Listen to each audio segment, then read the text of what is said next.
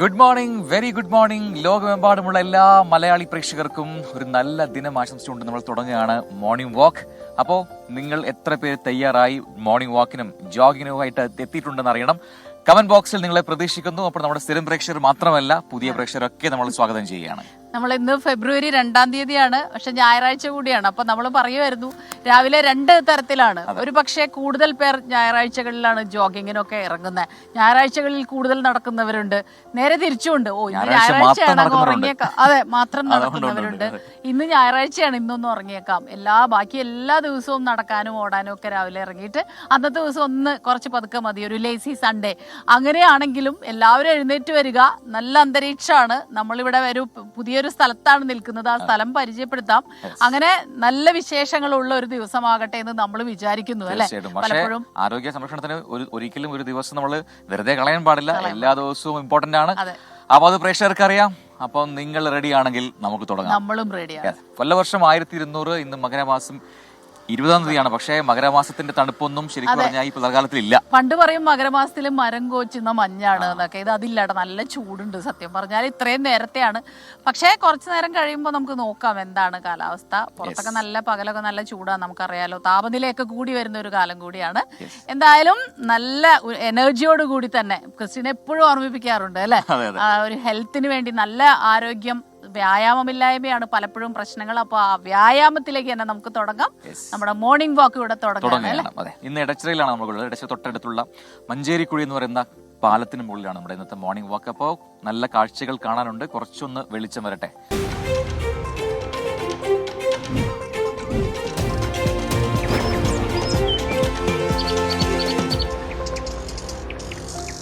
Yes, അപ്പോൾ അതൊക്കെയാണ് പ്രധാനപ്പെട്ട വാർത്താ തലക്കെട്ടുകൾ. ഇന്ന് പ്രതീക്ഷിക്കുന്ന വാർത്തകൾ എന്താണ് ഇതിനോടകം പ്രേക്ഷകർ മനസ്സിലാക്കി കാണും. അൺഫോർച്ചുനേറ്റ്ലി കഴിഞ്ഞ കുറേ ദിവസങ്ങളായി ഒരുപാട് ക്രൈം വാർത്തകളാണല്ലേ നമ്മുടെ മനസ്സിനെ മരവിപ്പിക്കുന്ന, ഞെട്ടിപ്പിക്കുന്ന ഒരുപാട് സംഭവങ്ങൾ നമ്മുടെ നാട്ടിൽ നടക്കുന്നു. സത്യം തന്നെയോ എന്ന് നമുക്ക് തോന്നും. കാരണം ഇത് കേരളത്തിൽ തന്നെയോ എന്നൊക്കെ പണ്ട് നമ്മൾ ചോദിക്കുമായിരുന്നു. ഇപ്പൊ കഴിഞ്ഞ കുറെ നാളുകളായി വരുന്ന വാർത്തകളും അക്രമങ്ങളുടെ വാർത്തകൾ, അപകടങ്ങളുടെ വാർത്തകൾ, ഇതൊക്കെ കേട്ട് കേട്ട് കേട്ട് സത്യം പറഞ്ഞാൽ നമുക്ക് അതൊരു പുതുമയല്ലാതായി മാറി തുടങ്ങിയിരിക്കുന്നു. അങ്ങനെ ആകരുതെന്ന് ഓരോ ദിവസവും രാവിലെ പ്രതീക്ഷിക്കും. ഇന്നെങ്കിലും നല്ല വാർത്തകൾ, പ്രതീക്ഷ നൽകുന്ന വാർത്തകൾ, പോസിറ്റീവ് വാർത്തകൾ എത്തിക്കണമെന്ന്. പക്ഷെ അങ്ങനെയല്ല എന്നുള്ളത് വലിയ സങ്കടമാണ്. പക്ഷെ വാർത്തകളിലേക്ക് നമുക്ക് പോകാതെ വയ്യ. എല്ലാവരും നമുക്ക് ചുറ്റും നടക്കുന്നത് എന്താണെന്ന് അറിയണം. എന്തുകൊണ്ട് ഇത് സംഭവിക്കുന്നു എന്ന വലിയൊരു ചോദ്യം നമുക്ക് മുന്നിലും ഉണ്ടാവും. അതുകൊണ്ട് ഈ സംഭവങ്ങൾ നിരന്തരം റിപ്പോർട്ട് ചെയ്യപ്പെടേണ്ടത് തന്നെ വേണം, അല്ലെ? എങ്കിൽ മാത്രമാണ് ഒരു മാറ്റമൊക്കെ ഉണ്ടാവുക. പക്ഷേ ഈ പറയുന്നതുപോലെ അത് നമുക്ക് വിഷമുണ്ടാക്കുന്ന കാര്യം തന്നെയാണ്. നമുക്ക് ആദ്യ വാർത്തയിലേക്ക് പോയി കഴിഞ്ഞാൽ നമുക്കറിയാം, കഴിഞ്ഞ ബാലരാമപുരത്തെ ആ സംഭവം, കുഞ്ഞിന്റെ കൊലപാതകം, അതുമായി ബന്ധപ്പെട്ട് ഒരുപാട് ദുരൂഹതകൾ ഇപ്പോഴും നിലനിൽക്കുന്നുണ്ട് എന്നതാണ് യാഥാർത്ഥ്യം. അതിന്റെ അപ്ഡേറ്റിലേക്കാണ് ആദ്യം. ബാലരാമപുരത്ത് 2.5 വയസ്സുകാരിയെ കൊലപ്പെടുത്തിയ കേസിൽ കൊലപാതക കാരണത്തിൽ വ്യക്തത വരുത്താൻ കഴിയാതെ പോലീസ്. ശ്രീതുവിനോടുള്ള സഹോദരൻ ഹരികുമാറിന്റെ പ്രത്യേക താല്പര്യം എതിർത്തതാണ് കൊലപാതകത്തിന് കാരണം എന്നാണ് ഇപ്പോഴത്തെ വിലയിരുത്തൽ. എന്നാൽ കൊലപാതകത്തിൽ ശ്രീതുവിന് പങ്കുള്ളതായി പോലീസ് ഇതുവരെ കണ്ടെത്തിയിട്ടുമില്ല. കൊന്നതാരെന്ന് തിരിച്ചറിഞ്ഞിട്ടും എന്തുകൊണ്ടെന്ന ചോദ്യത്തിനാണ് ഇനിയും വ്യക്തത വരാത്തത്. കുഞ്ഞിന് ശ്രദ്ധ കൊടുത്തു തുടങ്ങിയതോടെ സഹോദരിക്ക് തന്നോടുള്ള സ്നേഹം കുറഞ്ഞുവെന്ന് പ്രതിക്ക് തോന്നിയതാണ് കൊലപാതകത്തിന് കാരണമെന്ന് റിമാൻഡ് റിപ്പോർട്ടിൽ പറയുന്നു. കുഞ്ഞിന്റെ കരച്ചിൽ പോലും പ്രതിക്ക് അരോചകമായെന്നും കണ്ടെത്തലുണ്ട്. പെട്ടെന്നുണ്ടായ പ്രകോപനം മാത്രമാണോ കൊലയ്ക്ക് കാരണമെന്നാണ് അറിയേണ്ടത്. ശ്രീതുവിനോ ഇവരുമായി ബന്ധമുള്ള ആർക്കെങ്കിലും ഇതിൽ പങ്കുണ്ടോ എന്നതടക്കം കണ്ടെത്തണം. കുട്ടിയുടെ മാതാവിന്റെ സാമ്പത്തിക ഇടപാടുകൾക്ക് കൊലപാതകവുമായി ഏതെങ്കിലും തരത്തിൽ ബന്ധമുണ്ടോ എന്നും പോലീസ് അന്വേഷിക്കുന്നുണ്ട്. ദേവസ്വം ബോർഡിൽ ജോലി വാഗ്ദാനം ചെയ്ത് ഇവർ പലരിൽ നിന്നും പണം വാങ്ങിയിരുന്നു. ദേവസ്വം ബോർഡിലെ സ്ഥിരം ജോലിക്കാരി എന്നാണ് ഇവർ നാട്ടുകാരെ പറഞ്ഞ് വിശ്വസിപ്പിച്ചിരുന്നത്. അങ്ങനെ പണം നൽകിയവരുടെയും മൊഴിയെടുക്കും. കൊല നടന്ന വീട്ടിൽ നിന്ന് ഹരികുമാർ കഴിച്ചിരുന്ന ഗുളികകൾ പോലീസിന് കിട്ടിയിരുന്നു. ഇതിൽ മാനസിക പ്രശ്നമുള്ളവർക്ക് നൽകുന്ന ഗുളികയുമുണ്ട്. ഹരികുമാറിനെ കസ്റ്റഡിയിൽ വാങ്ങുമ്പോൾ മാനസികാരോഗ്യ വിദഗ്ധന്റെ സഹായത്തോടെയാകും ചോദ്യം ചെയ്യുക. ഹരികുമാറിന്റെ ചികിത്സാ വിവരങ്ങൾ ശേഖരിച്ച് പരിശോധിക്കാനും പോലീസ് തീരുമാനിച്ചിട്ടുണ്ട്. 24 തിരുവനന്തപുരം. യെസ്, അപ്പോൾ അതാണ് ആ വാർത്തയിലെ അപ്ഡേറ്റ്. വി ജയശങ്കർ നമ്മോടൊപ്പം ചെയ്തിട്ടുണ്ട് കൂടുതൽ വിവരങ്ങളുമായി. നമുക്ക് ചോദിക്കാം എന്താണ് അല്ലെ ഇനിയുള്ള നീക്കങ്ങൾ പോലീസിന്റെ ഭാഗത്തുനിന്ന്. മോട്ടീവ് എന്താണെന്ന് ഇതുവരെ കണ്ടെത്താൻ കഴിഞ്ഞിട്ടില്ല. അതൊരു പ്രധാന ഘടകമാണ്. Jaishankar, good morning. Good morning എന്ന് പറയുമ്പോഴും നമുക്കറിയാം അത്ര സുഖകരമായ വാർത്തകളല്ല നമുക്ക് റിപ്പോർട്ട് ചെയ്യാനുള്ളത്. ബാലരാമപുരത്തെ കേസിൽ അടുത്ത നടപടികൾ, പോലീസിന്റെ അടുത്ത നീക്കങ്ങൾ ഏത് രീതിയിലാകും? കുറച്ച് കോംപ്ലിക്കേറ്റഡ് ആണ്. അപ്പോൾ ഏത് രീതിയിലാണ് ഈ മോട്ടീവ് കണ്ടെത്താനുള്ള നീക്കങ്ങൾ നടക്കുക? അതുപോലെ മാതാവിൻ്റെ ഒരു പങ്ക് ഇതുവരെ തെളിഞ്ഞിട്ടില്ല, അത് കണ്ടെത്തിയിട്ടില്ല പങ്കുണ്ടോ എന്ന കാര്യത്തിൽ. അപ്പോൾ ആ രീതിയിൽ എങ്ങനെയാണ് അന്വേഷണങ്ങൾ ഇനി മുന്നോട്ട് പോവുക? Very good morning. ബാലരാമപുരം സംഭവവുമായി ബന്ധപ്പെട്ട പോലീസ് ഇരുട്ടിൽ തപ്പുന്ന ഒരു കാഴ്ചയാണ് നിലവിൽ കണ്ടുകൊണ്ടിരിക്കുന്നത്. ഈ സംഭവം ഉണ്ടായ ആദ്യ ദിവസം മുതൽ അടിമുടി ദുരൂഹതയായിരുന്നു. ആ ദുരൂഹതകളെല്ലാം തന്നെ പോലീസ് ഒരു വശത്തു നിന്ന് അഴിക്കാൻ ശ്രമിക്കുമ്പോൾ മറുവശത്ത് അത് കൂടുതൽ മുറുകുന്ന സാഹചര്യമാണുള്ളത്. എന്തായാലും സഹോദരൻ ഹരികുമാറിനെ എന്തായാലും പോലീസ് തിങ്കളാഴ്ചയോടെ തന്നെ കസ്റ്റഡിയിൽ വാങ്ങും. ഇതുമായി ബന്ധപ്പെട്ട അപേക്ഷ നാളെ കോടതിയിൽ സമർപ്പിക്കും. എന്തായാലും ഒരു 14 ദിവസം ഇയാളെ കസ്റ്റഡിയിൽ വാങ്ങി ഈ മാനസികാരോഗ്യ വിദഗ്ധന്റെ സാന്നിധ്യത്തിൽ ചോദ്യം ചെയ്ത് കൂടുതൽ സാധ്യതകളിലേക്ക് എത്തണമെന്നാണ് പോലീസിന്റെ ഒരു നിഗമനം. ഇയാൾ ഇതിനോടകം തന്നെ കുറ്റം ഏറ്റെടുക്കുകയും ഈ കുഞ്ഞ് വലിയ അരോചകമായി തോന്നിയതോടുകൂടി താനെടുത്ത് കിണറ്റിലിട്ടുമെന്നൊക്കെയാണ് പോലീസിനോട് പറഞ്ഞിരിക്കുന്നത്. ഇക്കാര്യത്തിലെല്ലാം കൂടുതൽ വ്യക്തത വേണം. ഇതിനപ്പുറത്തേക്ക് എന്തെങ്കിലും കഥകളുണ്ടോ എന്നാണ് പോലീസ് ഈ വിഷയവുമായി ബന്ധപ്പെട്ട പരിശോധനകൾ നടത്തുന്നത്. ഒപ്പം തന്നെ ഈ അമ്മയുടെ സാമ്പത്തിക ഇടപാടുകൾ, ആ ഇടപാടുകൾ ഈ ഇത്തരത്തിലൊരു മരണത്തിലേക്ക് നയിച്ചു എന്നുള്ള കാര്യം പോലീസ് പരിശോധിക്കുന്നുണ്ട്. ഒപ്പം തന്നെ ഏതെങ്കിലും തരത്തിലുള്ള അത്തരത്തിലുള്ള മന്ത്രവാദ പ്രയോഗങ്ങളുടെ ഭാഗമായി അന്ധവിശ്വാസത്തിന്റെ ഭാഗമായാണോ ഇത്തരത്തിൽ കുഞ്ഞിനെ കൊലപ്പെടുത്തുന്ന കാര്യത്തിലേക്ക് അമ്മാവൻ ഹരികുമാർ എത്തിയത് ഉൾപ്പെടെയുള്ള കാര്യങ്ങൾ പോലീസ് പരിശോധിക്കുന്നുണ്ട്. അങ്ങനെ സമഗ്രമായ അന്വേഷണമുണ്ട്. പക്ഷേ ഇതുവരെ നേരിട്ട് അമ്മയിലേക്ക് ഒരു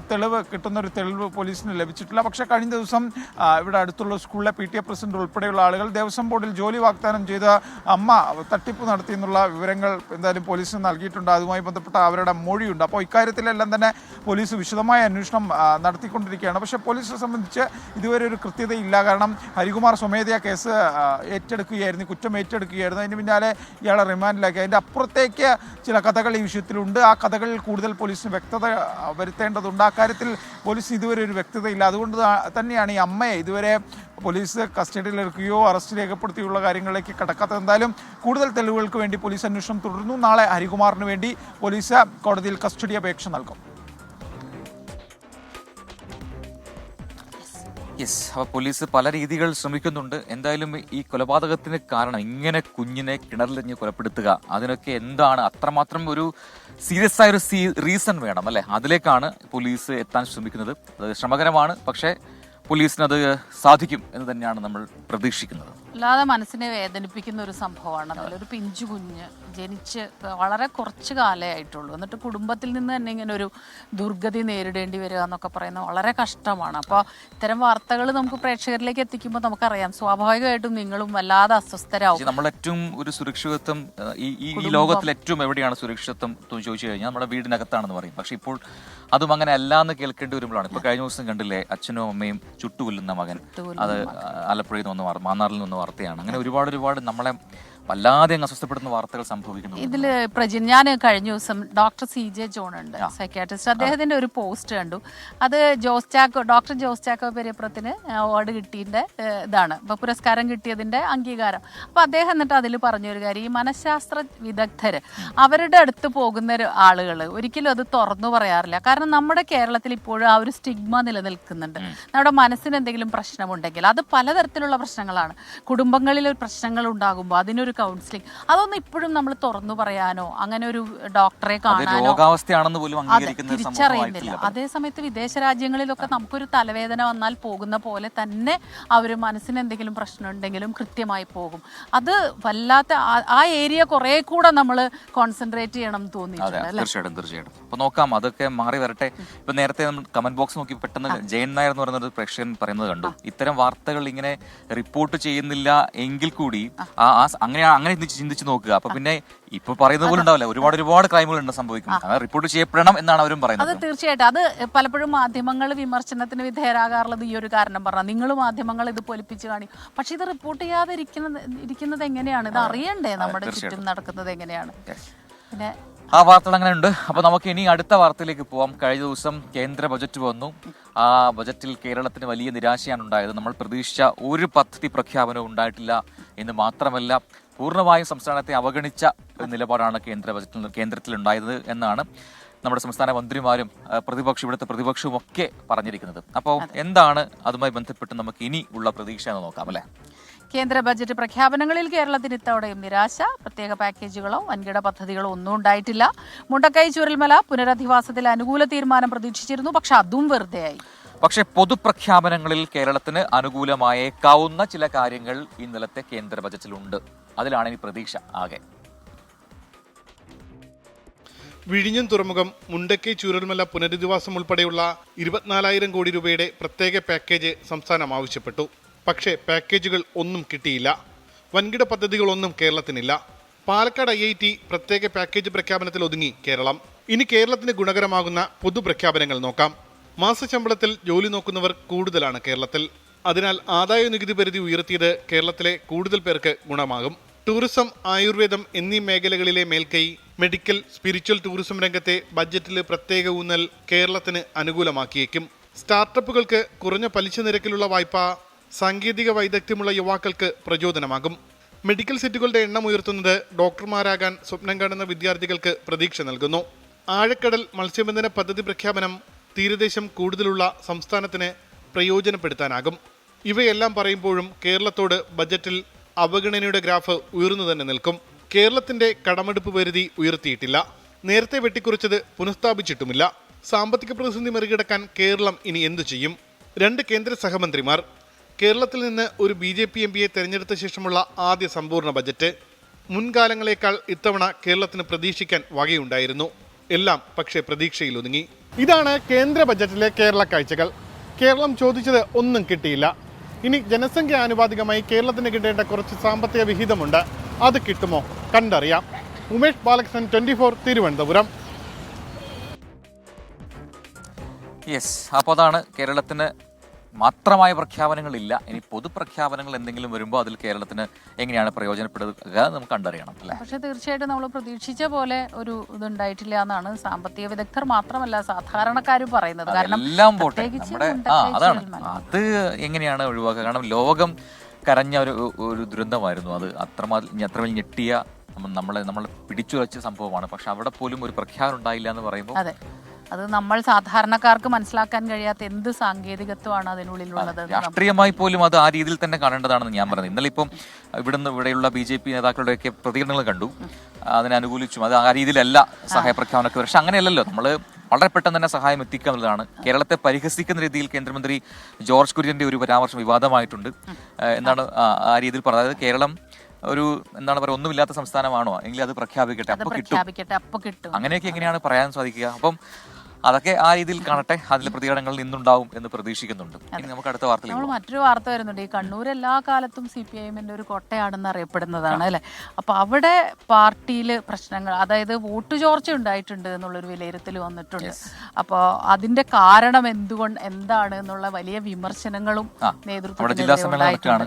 തളിപ്പറമ്പിലാണ് ജില്ലാ സമ്മേളനം നടക്കുന്നത്. അപ്പോൾ ആ സമ്മേളനത്തിൽ ഇതെല്ലാം ചർച്ചയാകുന്നുണ്ട്. അപ്പോൾ സജോ ദേവസ്യ അതിന്റെ വിശദാംശങ്ങൾ നൽകാൻ കണ്ണൂരിൽ നിന്ന് തത്സമയം ചേരുന്നു. Sajo, very good morning. അപ്പോൾ CPM-ന്റെ കോട്ട എന്നറിയപ്പെടുന്ന കണ്ണൂരിൽ പലയിടങ്ങളിലും വോട്ട് ചോർച്ച ഉണ്ടാവുന്നുണ്ട്. അത് അനുകൂലമാവുന്നത് ആർക്കാണ് എന്ന ചോദ്യമാണ് ഏറ്റവും പ്രസക്തം. അത് BJPക്ക് അനുകൂലമാവുന്നു, വോട്ടുകൾ അങ്ങോട്ട് പോകുന്നു എന്ന വിലയിരുത്തൽ ചർച്ചയൊക്കെ ഈ CPM കണ്ണൂർ ജില്ലാ സമ്മേളനത്തിൽ ഉണ്ടാകുന്നുണ്ട്. അപ്പോൾ അത് കൃത്യമായ റിപ്പോർട്ടിൽ പരാമർശമുണ്ട് എന്നാണ് ഞാൻ മനസ്സിലാക്കുന്നത്. താഴെത്തട്ടിൽ അണികളും നേതാക്കളും തമ്മിൽ അകലം വർദ്ധിക്കുന്നു എന്ന എല്ലാ ജില്ലാ സമ്മേളനങ്ങളും ഉയർന്നു കേട്ട അതേ പ്രശ്നം ഇവിടെയും ഉണ്ട് എന്ന് പറയുന്നു. വനം വകുപ്പിന്റെ പ്രവർത്തനങ്ങളിൽ മലയോര മേഖല ജനങ്ങൾക്ക് അതൃപ്തി ഉണ്ട് എന്നും റിപ്പോർട്ടിൽ പറയുന്നു. അപ്പൊ എന്താണ് CPM-നകത്തെ ചർച്ചകൾ? ഇന്ന് ജില്ലാ സമ്മേളനത്തിന്റെ കാര്യപരിപാടികൾ എന്തൊക്കെയാണ്? Prajin, Smitha, good morning. CPIM-ന്റെ കണ്ണൂർ ജില്ലാ സമ്മേളനം തളിപ്പറമ്പിൽ പുരോഗമിക്കുകയാണ്. ഇന്നലെയാണ് പ്രവർത്തന റിപ്പോർട്ട് ജില്ലാ സെക്രട്ടറി സമ്മേളനത്തിൽ അവതരിപ്പിച്ചത്. നേട്ടങ്ങളും സ്വയം വിമർശനങ്ങളും എല്ലാം ഉൾപ്പെടുത്തിയുള്ള റിപ്പോർട്ടാകും സാധാരണ സമ്മേളനത്തിന്റെ ഭാഗമായി അവതരിപ്പിക്കുക. അതിലേറ്റവും പ്രധാനപ്പെട്ട കാര്യം, കഴിഞ്ഞ ലോക്സഭാ തെരഞ്ഞെടുപ്പിൽ ജില്ലയുടെ ഭാഗമായ 3 ലോക്സഭാ മണ്ഡലങ്ങൾ, അതായത് ജില്ലയുടെ വിവിധ സ്ഥലങ്ങളിലെ നിയോജക മണ്ഡലങ്ങൾ എടുത്താൽ, നിയമസഭാ നിയോജക മണ്ഡലങ്ങൾ ഉൾപ്പെട്ട 3 ലോക്സഭാ മണ്ഡലങ്ങൾ കണ്ണൂർ ജില്ലയിൽ നിന്ന് തന്നെയുണ്ട്. ആ 3 CPIM-ന് അല്ലെങ്കിൽ LDF-ന് കനത്ത തിരിച്ചടിയാണ് നേരിട്ടത്. അതുൾപ്പെടെ പരാമർശിക്കുന്ന ഭാഗത്താണ് പ്രധാനപ്പെട്ട ചില പരാമർശങ്ങൾ ഉള്ളത്. കണ്ണൂരിലെ പാർട്ടി കേന്ദ്രങ്ങളിൽ ഇതുവരെ ഇല്ലാത്ത അപ്രതീക്ഷിതമായ വോട്ട് ചോർച്ചയുണ്ടായി. BJPയുടെ സാന്നിധ്യം പലയിടങ്ങളിലും വർദ്ധിച്ചു. അത് അവർക്ക് സംഘടനാപരമായി പ്രത്യക്ഷത്തിലും പരോക്ഷമായും ഒക്കെ വർദ്ധിച്ചു. വോട്ട് വർധന BJP പലയിടങ്ങളിലും ഉണ്ടാക്കിയത് അപ്രതീക്ഷിതമായാണ്. അങ്ങനെ BJPക്ക് ഒരു നേട്ടമുണ്ടായി എന്നത് ശ്രദ്ധയോടും ഗൗരവത്തോടു കൂടിയും വീക്ഷിക്കേണ്ടതാണ് എന്നത് എടുത്തു പറയുന്നു എന്നതാണ് ശ്രദ്ധേയമായ കാര്യം. മറ്റൊന്ന്, ഈ താഴെത്തട്ടിൽ അണികളും നേതാക്കളും തമ്മിലുള്ള അകലം വർദ്ധിച്ചു എന്ന് പറയുന്നു. അതിനൊരു പ്രധാനപ്പെട്ട കാരണം, നേരത്തെ ലോക്സഭാ തെരഞ്ഞെടുപ്പ് അടക്കം പൂർത്തിയായപ്പോൾ താഴെത്തട്ടിൽ നിന്ന് സംഘടനാ തലത്തിൽ റിപ്പോർട്ട് വോട്ട് ലഭ്യമാകാൻ സാധ്യതയുള്ള വോട്ടുകളുടെ അടക്കം കാര്യത്തിൽ കണക്കുകൾ തയ്യാറാക്കിയിരുന്നു. അത് പക്ഷേ പാടെ തെറ്റിപ്പോകുന്ന നിലയാണ് വന്നത്. അത് പരാമർശിച്ചുകൊണ്ടാണ് പറയുന്നത്, വോട്ട് ചോർച്ച തിരിച്ചറിയാതെ പോയത് താഴെത്തട്ടിൽ നേതാക്കളും അണികളും തമ്മിലുള്ള അകലം വർദ്ധിക്കുന്നതിനാലാണ്. അത് നികത്താൻ ആവശ്യമായ ഇടപെടലുകൾ ഉണ്ടാവേണ്ടതാണ്. മറ്റൊന്ന്, മികവുള്ള കേഡർമാരെ പാർട്ടിയിലും വർഗ ബഹുജന സംഘടനകളും പുതിയ കേഡർമാരെ വളർത്താൻ കഴിയുന്നില്ല. വർഗ ബഹുജന സംഘടനകൾ, പ്രത്യേകിച്ച് SFI അടക്കമുള്ള സംഘടനകളിൽ വലിയ പ്രവർത്തക ബാഹുല്യം ഉണ്ടെങ്കിലും നേതൃനിരയിലേക്ക് ആളുകളെ ഉറപ്പിച്ചു നിർത്തുന്നതിന് കഴിയാതെ പോകുന്നു എന്നതാണ്. മറ്റൊന്ന്, പേര് പറയാതെയുള്ള വിമർശനമാണ്, വളരെ ശ്രദ്ധേയമാണ്. അതായത് നമ്മൾ മനസ്സിലാക്കേണ്ടത്, പരോക്ഷമായി ഈ വിമർശനം EP ജയരാജനും PP ദിവ്യയ്ക്കുമാണ്. നേതാക്കളുടെ അപക്വമായ പെരുമാറ്റവും പ്രതികരണങ്ങളും പാർട്ടിക്ക് വലിയ അപമതിപ്പുണ്ടാക്കുന്നു. ആ ജാഗ്രതക്കുറവ് പാർട്ടിക്ക് ബാധ്യതയായി മാറുന്നു. നേതാക്കളുടെ ഈ സാമ്പത്തിക വളർച്ച പരിശോധിക്കണമെന്നത് കീഴ്ഘടകങ്ങളിലെ സമ്മേളനങ്ങളിൽ ചർച്ചയായി ഉയർന്നു വന്നു എന്നത് പരാമർശിക്കുന്നുണ്ട്. മറ്റൊന്ന്, സമീപകാലത്തെ ഏറ്റവും പ്രധാനപ്പെട്ട ഒരു വിഷയമാണ്, അതായത് വനം വകുപ്പുമായി ബന്ധപ്പെട്ടതാണ്. അതായത് വനം വകുപ്പിന് മലയോര മേഖലയിലെ ജനങ്ങൾക്കിടയിൽ വലിയ അതൃപ്തിയുണ്ട്. അത് പാർട്ടിയെ ആ മേഖലയിൽ ജനങ്ങളുടെ ഇടയിൽ നിന്ന് പ്രവർത്തനങ്ങളിൽ ഒക്കെ അകൽച്ചയുണ്ടാക്കാൻ, അല്ലെങ്കിൽ പാർട്ടിക്ക് ഒരു തിരിച്ചടി എന്ന നിലയിലേക്ക് പോകുന്നത്. അതുകൊണ്ട് വനം വകുപ്പിൻ്റെ പ്രവർത്തനം മെച്ചപ്പെടണം. മലയോര മേഖലയിലെ ആളുകളെ വിശ്വാസത്തിലെടുക്കണം. മലയോര മേഖലയിലും തീരദേശ മേഖലയിലും പാർട്ടി കൂടുതൽ പ്രവർത്തനം ശക്തിപ്പെടുത്തേണ്ടതുണ്ട്. ഒപ്പം പാർട്ടിക്കെതിരായ പ്രചാരണങ്ങളെ പലപ്പോഴും സംഘടനാ പ്രസിദ്ധീകരണം കൊണ്ട് മാത്രം പ്രതിരോധിക്കാൻ കഴിയുന്നില്ല. അതുകൊണ്ട് ആ മേഖലയിൽ കൂടി ജാഗ്രത വേണം എന്നടക്കമുള്ള വിശദമായ കാര്യങ്ങൾ ഉൾപ്പെടുത്തിയാണ് ജില്ലാ സെക്രട്ടറി അവതരിപ്പിച്ച റിപ്പോർട്ട് ഉള്ളത്. അതിന്മേൽ ഇന്ന് പൊതുചർച്ച സമ്മേളനത്തിന്റെ ഭാഗമായി നടക്കുകയും ചെയ്യും. സജോ ദേവസ്യാണ് കണ്ണൂരിൽ നിന്ന് വിശദാംശങ്ങൾ നൽകിയത്. അപ്പം പല പ്രേക്ഷകരും ചോദിക്കുന്നു, നമ്മളിപ്പോൾ എവിടെയാണ് നടക്കുന്നതെന്ന്. ഇതിപ്പോ നേരത്തെ പറഞ്ഞു, ഈ എടച്ചിറക്ക് അടുത്തുള്ള ഒരു സ്ഥലമാണ്, പാലമാണ്, മഞ്ചേരിക്കുഴി പാലമാണ്. നമ്മൾ ഇങ്ങോട്ട് വരുന്നത് ഇൻഫോ പാർക്കിന്റെ റോഡിൽ കൂടെ വരാം, കളക്ടറേറ്റിന്റെ സൈഡിൽ കൂടെയുള്ള ഇൻഫോ പാർക്കിലേക്കുള്ള റോഡ് വഴി വരാം. ബ്രഹ്മപുരം പാലത്തിന് മുൻപായിട്ട് ഒരു ഇൻഫോ പാർക്കിന്റെ തന്നെ ഒരു ഫുഡ് കോർട്ടൊക്കെ ഉണ്ട്, അത് കൂടെ കയറി വരാം. ഇടച്ചിറ റോഡ്, ഇപ്പുറത്ത് പള്ളിക്കര റോഡിലേക്കാണ് നമ്മൾ ജോയിൻ ചെയ്യുന്നത്. മൂവാറ്റുപുഴയ്ക്കൊക്കെ ഇതുവഴി പോവാം. നല്ലൊരു പാലം, മനോഹരമായ പാലം. തൊട്ട് ഇടതുഭാഗത്ത് ഈ കടമ്പ്രയാറിന്റെ ഭാഗമാണ്. അതിന് മനോഹരമായ കാഴ്ചയാണ്. പക്ഷെ ഇപ്പൊ ഇരുട്ടാണ്, അതുകൊണ്ട് ഇതൊന്നും കാണത്തില്ല. നല്ല കോടമഞ്ഞൊക്കെ ഉണ്ട്, പക്ഷെ മഞ്ഞിന്റെ തണുപ്പ് അവിടെ ഫീൽ ചെയ്യുന്നില്ല. കോട ഇറങ്ങിയിട്ടുണ്ട് എന്നുള്ളതാണ്. കോടയൊക്കെ ഉണ്ട്. ഇതിന്റെ വേറൊരു കാര്യം, കാക്കനാട് പണ്ടൊക്കെ ഒരുപാട് പണ്ടല്ല, ശരിക്കും പറഞ്ഞ ഒരു 30 വർഷങ്ങൾക്ക് ഉള്ളിലാണ് ഇത്രയും വലിയ മാറ്റങ്ങൾ വന്നിട്ടുള്ളത്. എറണാകുളം നഗരം വികസിച്ചിപ്പോ കാക്കനാടേക്കാണ് ഈ വികസനം വന്നിട്ടുള്ളത്. അപ്പൊ അതിന്റെ ഒരു വശത്ത് ഇപ്പോഴും ഗ്രാമീണതയുണ്ട്, ഗ്രാമ്യ ഭംഗിയുണ്ട്. ഒപ്പം തന്നെ വലിയ ഫ്ലാറ്റുകളും കാണാം. അങ്ങനെ ഒരു മനോഹരമായ പ്രദേശമാണ്. നേരം വെളുത്തു തുടങ്ങുമ്പോൾ ഇതിന്റെ ഭംഗി, സൗന്ദര്യം ഒക്കെ നമ്മൾ നിങ്ങൾക്ക് കാണിച്ചു തരും. ഒരുപാട് പേര് നടക്കാനും ഒരുപാട് പ്രേക്ഷകർ ഞങ്ങളുടെ മെസ്സേജ് വായിക്കാത്ത എന്താ ഫാനൊക്കെ ഉണ്ട്. ഒരു മെസ്സേജ് കണ്ടു, കുട്ടൻ TS ആളെ നോക്കിയാണോ മെസ്സേജ് വായിക്കുന്നത്? അതാണ് കുട്ടൻ TSന്റെ മെസ്സേജ് നമ്മൾ വായിച്ചത്. അപ്പൊ പൊഞ്ഞുരുക്കിനടുത്ത് പൂച്ചയ്ക്ക് എന്താണ് കാര്യം എന്ന് അബ്രഹാം തോമസ് ചോദിക്കുന്നു. അതെനിക്ക് അറിഞ്ഞൂടാ. പ്രജിന സ്മിത ഹാജർ എന്ന് പറയുന്നു രവികുമാർ. അദ്ദേഹം അങ്ങനെയാ പറയാ. പിന്നെ നമ്മുടെ ആശയുണ്ട്, സിംഗപ്പൂരിൽ നിന്നുള്ള ആശ ഒരു മെസ്സേജ് അയച്ചിട്ടുണ്ട്, എന്നെ ബ്ലോക്ക് ചെയ്തിരിക്കുക. ഈ കുറെ വ്യാജന്മാര് വന്ന് ആശയുടെ പേരിൽ ഒരു വ്യാജൻ ഇറങ്ങിയതുകൊണ്ട് ഒറിജിനൽ ആശയാണ് ഇപ്പൊ ബ്ലോക്ക് ചെയ്തിരിക്കുന്നത്. ദയവേത് ഞാൻ കുറെ വർഷങ്ങളായി കാണുന്നു, എനിക്ക് ആകെയുള്ള ഒരു ആശ്വാസം 24 ആണ്, മാറ്റണം എന്ന് പറയുന്നു. തീർച്ചയായിട്ടും നമുക്ക് നോക്കാം അല്ലെ. അപ്പൊ ഇതാ സരിത ബിനു പറയുന്നു, എന്താണ് എന്റെ മെസ്സേജ് വായിക്കാത്തതെന്നും സരിത ബിനു വായിച്ചിരിക്കുന്നു. പാട്ട് പാടാനാണ്. നമുക്ക് പാട്ടൊക്കെ പാടാം. Welcome back. ഇപ്പൊ മോർണിംഗ് വാക്ക് തുടരുകയാണ്. നേരത്തെ പറഞ്ഞ പോലെ മഞ്ചേരിക്കുഴി പാലത്തിലാണ് നമ്മളുള്ളത്. അവിടെ നിന്ന് ഇങ്ങനെ നടന്ന് പോവാണ്. അപ്പൊ വീണ്ടും കമന്റ് ബോക്സിലേക്ക് വന്നു കഴിഞ്ഞാൽ ഷാനിപ്പി, നമ്മുടെ ഒരു സ്പെഷ്യൽ പ്രേക്ഷകനാണല്ലോ ഷാനിബ് ഒരുപാട് നേരത്തെ തന്നെ എഴുന്നേറ്റ് മിടുക്കനായി നമ്മുടെ ഷോ കാണുന്നുണ്ട്, കമന്റുകളൊക്കെ അയക്കുന്നുണ്ട്, ചോദിക്കുന്നുണ്ട്. ക്രിസ്ത്യൻ ചേച്ചിയുടെ സ്വന്തം ആളാണ് ഷാനിബ്. പ്രജിൻസി കണ്ണ ഒരു പാട്ട് പാടണം എന്നൊക്കെ പറഞ്ഞു, പാട്ടൊക്കെ നമുക്ക് പാടാം. അങ്ങനെ എല്ലാവരും കമന്റ് ഒക്കെ ചെയ്യുന്നുണ്ട്. സ്മിത, സ്ഥിരം കുറെ പേര് ഇന്ന് വന്നിട്ടില്ല, സൺഡേ ആയതുകൊണ്ടായിരിക്കും എന്ന് കെ ശിവദാസ് പറയുന്നുണ്ട്. എന്നാൽ നമ്മുടെ സ്ഥിരം പ്രേക്ഷകരൊക്കെ നമ്മൾ കാണുന്നുണ്ട്. ശിവദാസ് ഏട്ടാ, സുപ്രഭാതം, എല്ലാവർക്കും സുപ്രഭാതം. ആര് കേന്ദ്രം ഇടയിൽ ഭരിച്ചാലും ഒരാൾ ഇതൊക്കെ നമ്മൾ തന്നെ അവസ്ഥ. പറഞ്ഞപ്പോഴേ നമ്മൾ ഈ കാക്കനാടിന്റെ കാര്യം പറഞ്ഞപ്പോ അങ്ങനെ സ്മിതയുടെ വയസ്സ് മനസ്സിലായി എന്ന് ഒരാൾ പറയുന്നുണ്ട്. വയസ്സിലൊക്കെ എന്തിരിക്കണം, age is just a number എന്നല്ലേ പറയുന്നത്. അല്ലാതെ നമുക്ക് അടുത്ത വാർത്തയിലേക്ക് അതെ അതെ. മുല്ലപ്പെരിയാർ അണക്കെട്ടിലെ സുരക്ഷാ ജോലിക്കായി കേരള പോലീസിന് അനുവദിച്ച പുതിയ സ്പീഡ് ബോട്ട് 2 മാസമായി എവിടെയാണെന്നറിയോ? കട്ടപ്പുറത്താണ്. ബോട്ടിന്റെ വിലത്തുകയായ 39.5 ലക്ഷം രൂപ ഇതുവരെയും ബോട്ട് നിർമ്മിച്ച കമ്പനിക്ക് പോലീസ് നൽകിയിട്ടില്ല. ഇതോടെ ബോട്ടിന്റെ സർവീസിംഗ് നടത്താൻ കമ്പനി വിസമ്മതിച്ചു. ഇതോടെയാണ് പുതിയ ബോട്ട് കരയ്ക്കായത്, എന്താ പറയാ, കട്ടപ്പുറത്തായത്.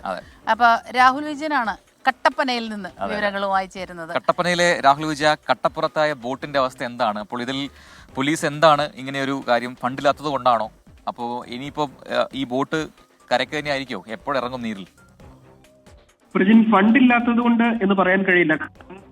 ഇങ്ങനെ ഒരു 39.5 ലക്ഷം രൂപ കൊടുക്കാനുണ്ട് എന്നുള്ള കാര്യം പോലീസ് അറിയുന്നത്, ജില്ലാ പോലീസ് മേധാവി അറിയുന്നത് ഈ ബോട്ട് സർവീസ് തുടങ്ങി 2 മാസം കഴിഞ്ഞ് നിർമ്മാണ കമ്പനി പോലീസ് മേധാവിക്ക് ഒരു കത്ത് അയക്കുമ്പോഴാണ്. ഇതിൽ ഏറ്റവും പ്രധാനപ്പെട്ട കാര്യം, ഇതിന്റെ ഈ സർവീസ് തുടങ്ങി 20 മണിക്കൂർ കഴിയുമ്പോൾ ഇതിന്റെ ഒരു സർവീസ് ഉണ്ട്. അതായത് എഞ്ചിൻ ഉൾപ്പെടെയുള്ള കാര്യങ്ങളിൽ സർവീസ് നടത്തേണ്ടതുണ്ട്. നമ്മുടെ കാറുകൾക്കൊക്കെ ചെയ്യുന്ന പോലെ ഒരു സർവീസ് ബോട്ടിനും ചെയ്യേണ്ടതുണ്ട്.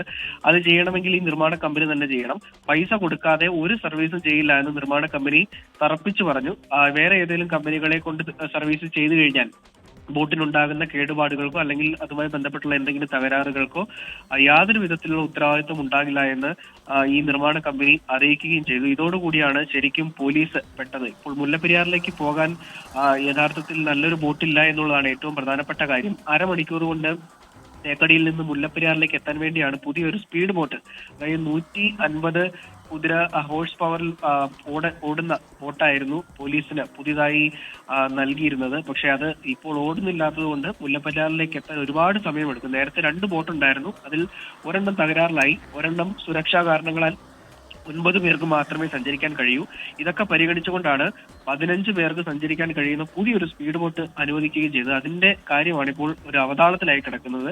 പൈസ കൊടുക്കാത്തത് കൊണ്ട് അത് പുറത്തിറക്കാൻ പറ്റാത്ത അവസ്ഥ മുല്ലപ്പെരിയാർ പോലീസിന് ഉണ്ടാകുന്നു എന്നുള്ളതാണ് ഏറ്റവും പ്രധാനപ്പെട്ട കാര്യം. ഒരു ബോട്ട് കിട്ടിയിട്ടും അത് ഉപയോഗിക്കാൻ പറ്റുന്നില്ല എന്ന് പറയുമ്പോൾ എന്താണല്ലേ? പല ഇടങ്ങളിലും സൗകര്യങ്ങൾ ഇല്ലാത്തതിന്റെ പ്രശ്നമാണ്. ഇതിപ്പോ സൗകര്യം ഉണ്ടായിട്ടും അത് ഉപയോഗിക്കാൻ പറ്റുന്നില്ലാത്തതാണ്.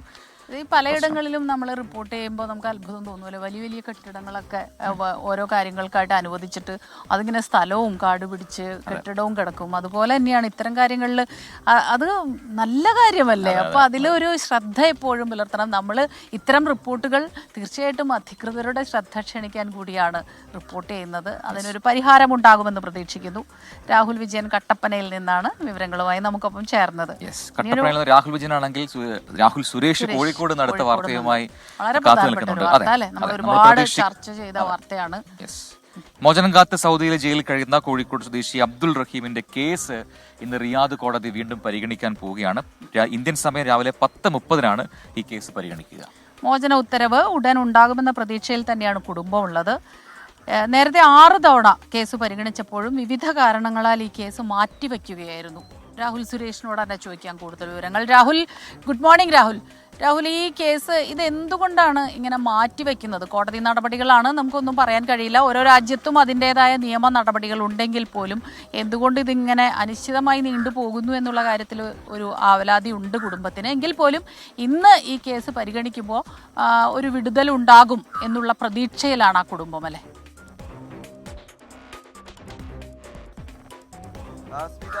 Very good morning. നമ്മളെല്ലാം ഏറെ ആകാംക്ഷയോടെ കാത്തിരിക്കുന്ന ഒരു വാർത്തയാണ് അബ്ദുൾ റഹീമിന്റെ ജയിൽ മോചന ഉത്തരവ് എന്ന് പറയുന്നത്. സ്മിത സൂചിപ്പിച്ച പോലെ തന്നെ ഇതിനോടകം 6 തവണയാണ് കേസ് പരിഗണിച്ചിട്ടുള്ളത്. അപ്പോഴൊക്കെ വിവിധ കാരണങ്ങളാൽ കേസ് മാറ്റിവെക്കുകയായിരുന്നു.